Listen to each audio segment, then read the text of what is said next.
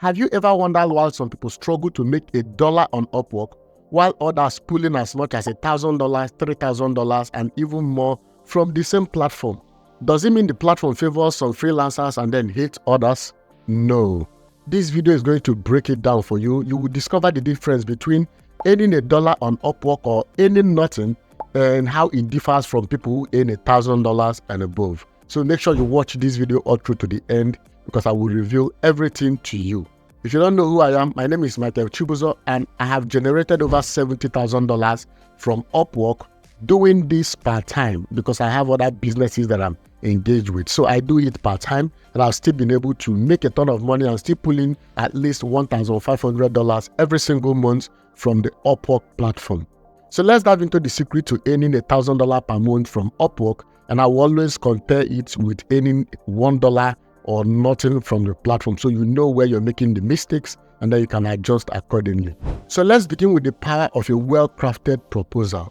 So your proposal matters a lot, even more than your reviews or anything you can ever present on Upwork or any job marketplace. Why? Because when you're just getting started, it is what you say, it is how you craft your message. It is your cover letter that proves whether you know exactly what you're doing or not. Most clients, when they read your proposal and your cover letter, when they get interested in whatever you want to offer, that's when they will now want to know more about you. But some clients, some business owners, they don't even want to go to your profile. They don't want to know more about your reviews because you've been able to prove yourself in your proposal. So make sure that your proposal is top notch. My first month as a freelancer on Upwork was very tough. I struggled with everything. I struggled with writing my cover letters. My proposal wasn't even breaking even at all. When I receive any message, they just reject me outright.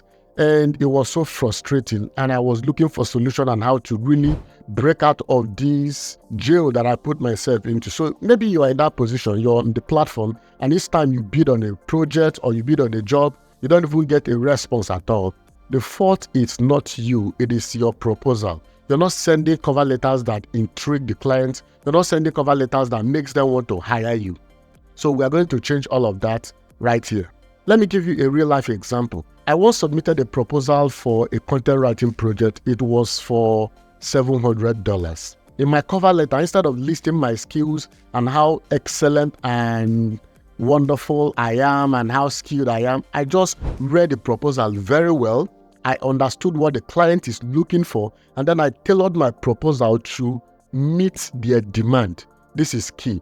And another thing I did was I embraced the concept of client audit. What this means is that whenever you see a job posted on Upwork, instead of just sending the proposal outright, you have to take the step to get to know more about that client. So most of the clients, they have a profile on LinkedIn and then they have a handle on X. LinkedIn most especially, if you go to LinkedIn, you can put in the business name if it's listed on the job posting, and then you put it there, you will see the HR, you will see the CEO, you will see the COO, you will see those that are responsible for bringing in new talents into the company. Those are the people you need to email. Yes, you still have to send a proposal via Upwork, but after sending it, you have to reach out to those who are in charge.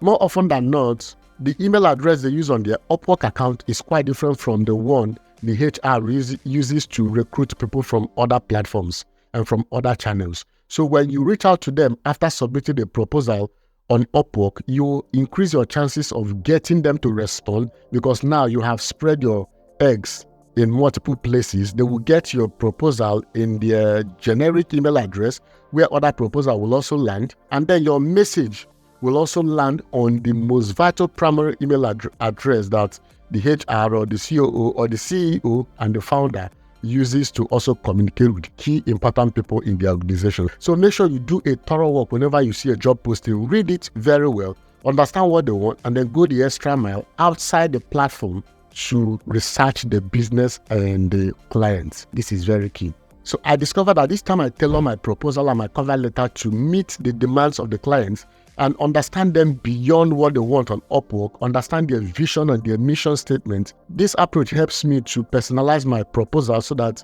I can land higher paying gigs, and while others struggle to even break even with $20 per hour, I command up to $60 per hour because I do the extra work. If you don't want to struggle on Upwork and earn $1, You have to start doing this so that you can get to the top 1% that earns $1,000 and above. And that is the top 1%, because most people on Upwork, they struggle. Beginners especially, they don't make any single dime.